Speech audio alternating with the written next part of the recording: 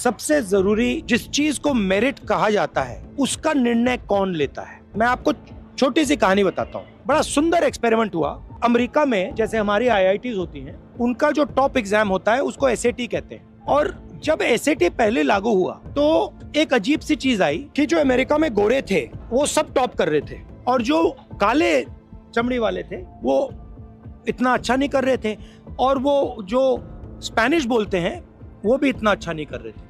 तो पहले क्या बोला, पहले जो उनके बड़े बड़े एकेडमिक्स थे उन्होंने बोला देखो ये जो है ना, ये जो काले हैं और ये जो स्पेनिश बोलने वाले लैटिन अमेरिकन हैं ये इतने मेरिटोरियस नहीं है, इनको मतलब वो बात समझ नहीं आ रही है, इनकी कैपेबिलिटी कम है। और ये काफी सालों चला। फिर एक आदमी ने क्या किया, एक प्रोफेसर ने, उसने कहा एक चीज चेक करता हूँ। जो पेपर लिखे गए थे ना, उन्होंने वो पेपर कालों से लिखवा दिए। सिर्फ उन्होंने कहा कि ऐसे करते हैं, पेपर कालों से लिखवा देते हैं और फिर वही एग्जाम दे देते हैं। पता क्या हुआ, गोरे सब फेल हो गए।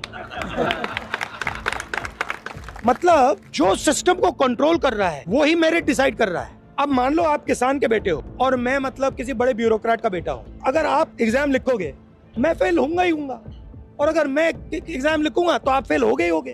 तो ये कहना कि भैया ये मेरिट से आया, ये मेरिट से नहीं, सवाल में है भैया वो जो ऊपर बैठा है वो कौन है, वो पहले मुझे बताओ। अब अगर आप मुझे कह रहे हो कि आईआईटी का जो एग्जाम लिख रहे हैं वो सारे के सारे अपर कास्ट के हैं और दलित फेल हो रहे हैं, तो फिर एक काम करो, दलितों से लिखवा के दिखाओ, ट्राई करते हैं।